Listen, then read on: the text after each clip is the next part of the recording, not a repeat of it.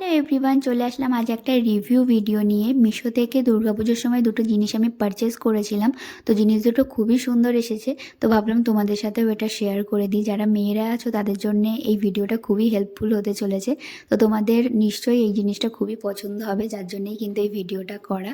তো প্রথম যেটা ছিল সেটা ছিল একটা ইয়াররিংস, মানে দুটোই ইয়াররিংস ছিল। আর প্রথমে যে ইয়াররিংসটা, এটা আমার সব থেকে বেশি পছন্দের। এটা একটা গোল্ডেন আর পার্লের ওপর একটা ইয়াররিংস ছিল। আর এই ইয়াররিংসটা যেমনটা আমি দেখেছিলাম পিকচারে অ্যাজ ইট ইজ তেমনটাই কিন্তু এসেছে, খুব সুন্দর এসেছিল। আর সেকেন্ড যেটা ছিল, এটা ছিল সিলভারের ওপরে। আর এটাও কিন্তু বেশ সুন্দর, এটা ভালোই বড় ছিল, অনেকটাই বড়। আমি লাস্টে পিকচার ইনক্লুড করে দিয়েছি, তোমরা দেখে নিও কতটা বড় ছিল। আর এটাও কিন্তু ছিল ভীষণ সুন্দর।